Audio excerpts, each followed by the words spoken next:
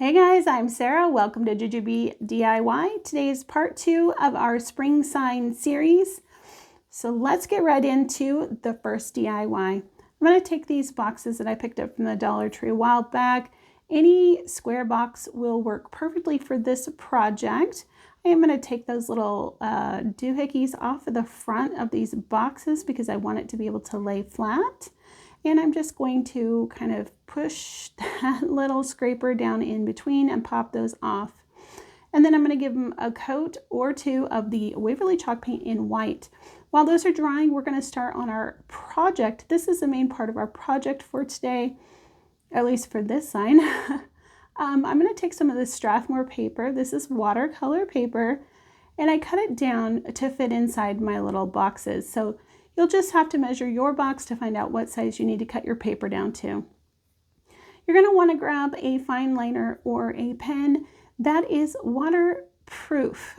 So that means when you put water on it, you don't want it to bleed. These Stadetler fine liners are perfect for this type of project.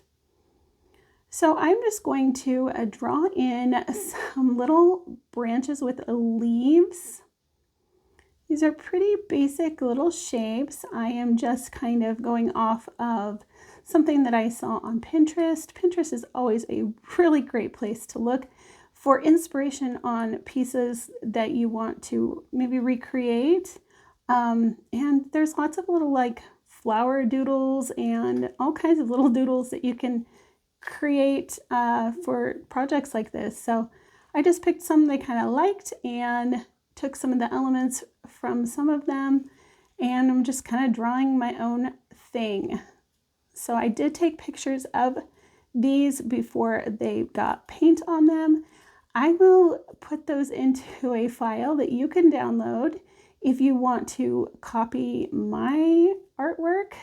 I'm definitely not an artist, so if you find something online like Pinterest created by somebody who is a little more talented than I am, definitely feel free to use those. But I thought if anybody liked maybe what I drew and they wanted to copy them, you're more than welcome to. So I'm just going to create another little drawing here. These are kind of like more of a eucalyptus type of shape. And again, it probably doesn't make a whole lot of sense as far as like the placement of the leaves, but I liked it and I thought that these turned out pretty well.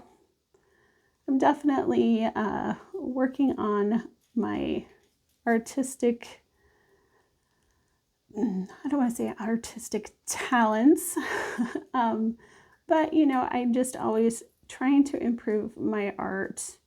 I do enjoy it so very much. It is a great creative outlet for me, and it's just something that I really enjoy. So I do love to practice things like this, and when I can kind of create a home decor project that incorporates these really fun things like this, then I think it's a win in my book. The next part of our project is the most fun part of our project. We are going to do some watercolor painting, and let me tell you, when I say anybody can do this project here, anybody can. You don't have to have anything besides like some Crayola watercolor and a brush and some water. That's it. That's all you need in order to create a project like this. Now I'm going to get on a little bit of a soapbox here. If you are planning to sell something that you create like this, make sure that you are using high quality products. If you're going to sell it, just because student grade paint, Crayola, none of that is light fast. So over time, these colors will fade, and they'll probably fade pretty quickly. And if you sell something like this to somebody who's expecting their product to be good for years and years and years, they're going to be sorely disappointed, and it's not going to be a very good situation. So just make sure that if you are planning on making something like this that you want to sell at a craft show or something, that you invest in high quality artist grade paints just so that you are making the best product you can for your customers. I think that's really, really important. So basically I'm just dipping into some watercolor paint, and I am using these paintbrushes that have water inside the barrel. These are really affordable. You can pretty much pick them up anywhere. You just fill the barrel up with water, and then you just kind of squeeze it, and that water comes out of the paintbrush. And we're just kind of globbing on the paint here. I mean, not really globbing. We're just kind of like watercoloring it on. It doesn't have to be anything in particular. You can play with this, have fun with it, enjoy this. So for this one, I'm kind of going in and making a little bit of an ombre effect with this kind of blue color. And then I mixed up some blue and red, blue and red to make orange. Oh my gosh. Not orange, that's purple. I do know my colors, I swear. Anyhow, I mixed blue and red together to create this beautiful purple color. And I am just kind of going in on the leaves with this purple. So it was just wet already from our wash that we did. And now I'm just adding more paint on top of that wet. So it'll kind of bloom and bleed a little bit. And it just gives a really beautiful effect. So for this one, I did the wash on it, and then I decided that I wanted to add some more color.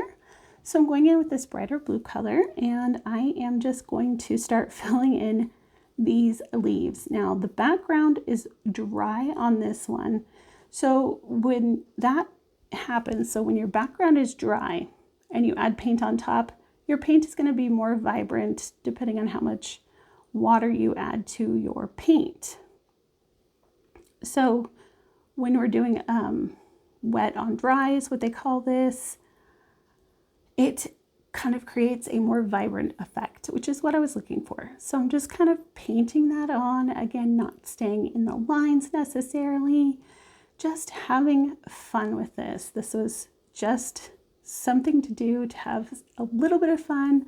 I'm really interested in watercolor. I am learning more about it and plan to continue to learn more about it. I just really enjoy watercolor. I think it's beautiful and a really fun medium. So I'm looking forward to learning more about watercolor in the future. So for this last one, I'm mixing up a little green and gray. I just kind of kept my colors in a very cool tone, I guess you could say, color family. So this is kind of a greenish gray color that I mixed up. Again, I just kind of mixed in some colors, got a little green, got a little white, got a little black, a little bit of blue, and just kind of mixed something together, and I was happy with this color, so I stopped mixing.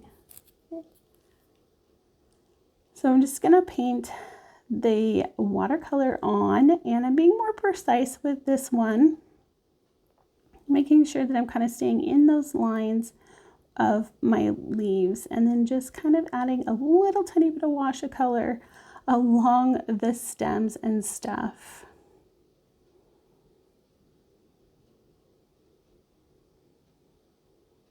And then I decide that I actually do want to have a wash of color along the whole background. So I am just adding a little bit of water and kind of going over the top of the watercolor that was on the paper already. And that's just kind of smearing it out, giving a very light wash of color. I'll go in and add a little bit more paint. Again, just have fun. I can't stress that enough when it comes to like stuff like this. Just have fun, play around with it, see what you get. If you don't like it, throw that piece of paper away, draw a new one, try again. So it's always a good idea though to swatch out, your colors that you want to use for a project out on a piece of paper, let it dry so that you can make sure that you really like the colors that you're creating. All right. So now we're going to go on to the next part of our sign here. I am taking this board that I picked up back in the fall from the Dollar Tree, and I'm going to cut it down. Basically, I did a lot of measuring to get my board right.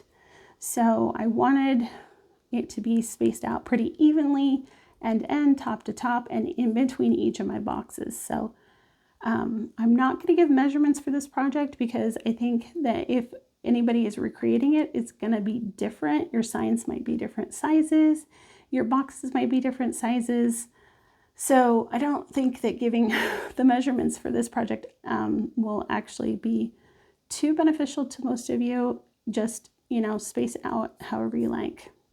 So I did give that board a coat of that purple that I've been using in all my projects, these last few projects, and it is just the Waverly lavender mixed with some white. And now I am just going to add some of this burlap ribbon from the Dollar Tree to the back of my sign boxes. Now, I decided to do it this way because I didn't trust that I would be able to get the burlap ribbon on the board and then place down my box and have it be centered.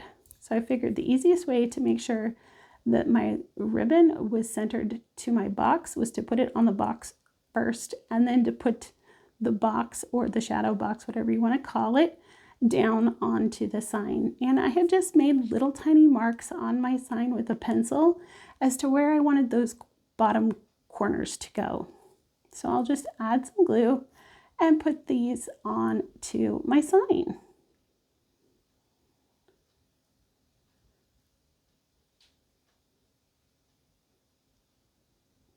And if you like what you're seeing today, I hope that you'll hit that subscribe button. Please make sure you give this video a like and a comment. It just helps YouTube to send me out into the world for more people to enjoy and discover. So it really does help me and my channel when you guys do those things. I really do appreciate it, and I am so happy and thankful that you are here. So thank you so much. Now we're just going to glue down those burlap ribbon ends, and then I'll just add a twine hanger to the back, and this project is done. I love how this turned out. I think it is so pretty for spring. It's soft, it's romantic, it's got a little bit of color, and I think it is absolutely just perfect. And it was so fun to create. I had so much fun playing with these watercolors, and I hope that you give it a try too.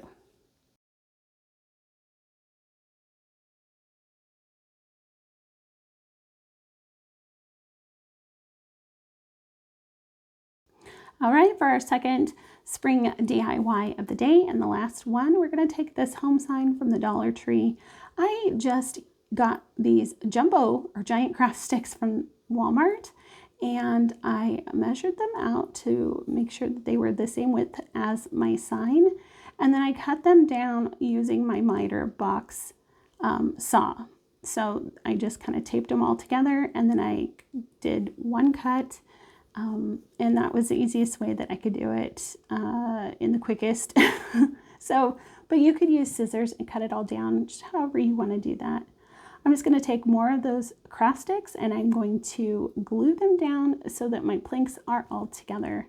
I'm going to give that home sign a coat of the Waverly chalk paint in white, and then the slats will get that purple-white combo. Now I'm going to add Mod Podge all over the front of this sign. I am just giving it a very generous coat of Mod Podge. And then I'm going to take this beautiful tissue paper that I picked up from Dollar Tree last year. I gave it a teeny tiny spritz of water, and then I laid it down on top of my wet Mod Podge. And I'm just using my fingers to very gently press that tissue paper down into the Mod Podge. I'm going to try to get out as many wrinkles as I can, but I know that there will be wrinkles, and I'm okay with that. I kind of love that look. It is very whimsical, and Just kind of my style. I like it. So anyhow, once that's dry, I am going to go back in and give this another layer of Mod Podge. I am just using the matte Mod Podge, but there are many different kinds of Mod Podges that you can use. Just choose the one that you like for your aesthetic. Once that is all dry, then I'm going to take my box knife and I'm going to cut out the tissue paper from the letters. So I'm just going right along those edges, kind of as close as I can. I don't want to cut into the paper that's on the sign, so I'm being very gentle here. This is obviously sped up, so I'm taking my time and I'm going slow.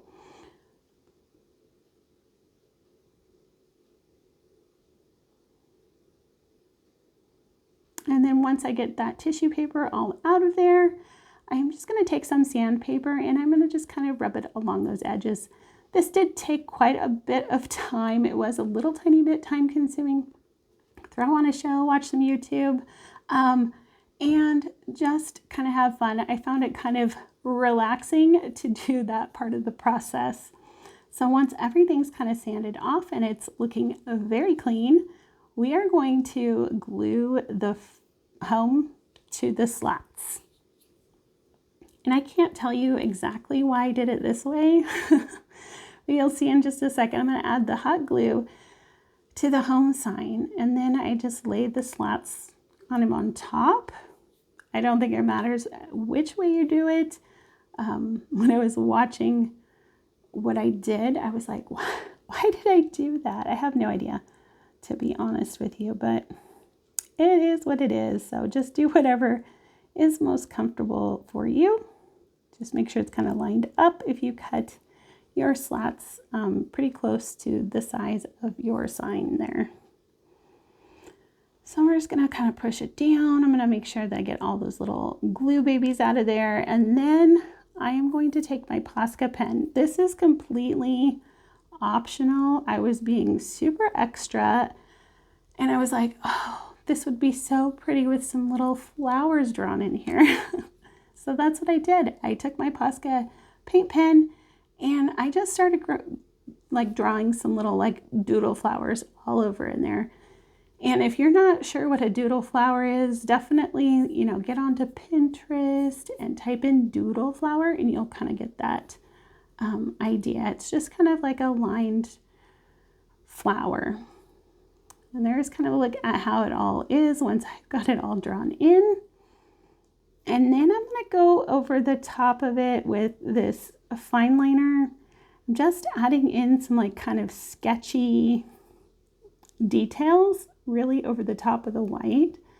So I'm just kind of doing a little bit of highlighting. Some of the leaves and flowers I'm drawing in, some of them I'm not. I'm just kind of going with it. So whatever I was kind of feeling, really. So, but again, I was just having so much fun with this. I just really enjoyed this whole process and I thought it was just fun. So I'm going to continue to do that to all of the flowers in all of the letters. Now to finish off our project, I wanted to create a little bit of a swag for the top of our sign. So I'm going to glue some of those lavender picks and some boxwood picks from Walmart together. And then I'm going to glue them in the center of my sign there. Now I wanted to create a little finger flower. This is really easy. You just spin twine around your fingers a couple of times and then tie off the middle. And you'll do that twice. So you've got two bundles that have these little loops on both ends. And I'm just kind of messing with it, but you're just going to glue those together in kind of an X shape, really. And then I'm going to cut off my little ends. And that creates that little flower. You can kind of play with the loops a little bit to pull them out so it's a little more full. But these are really fun flowers to create that are really easy and really rustic. And then I'm going to put a little button in the middle, and then I'm going to add a hanger to the back of my sign, and that will complete this sign.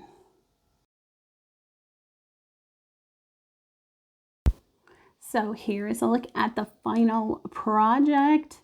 This sign definitely took on a life of its own. When I started this project, I didn't have too much of a plan other than I wanted to cover the front of it with that tissue paper and then have the purple slats in the back. Other than that, I had no plans, but I just really love how this one turned out. So that's all I have for you guys today. As always, let me know in the comments down below which project you liked the best from today. Thank you so much for joining me. I really do appreciate it.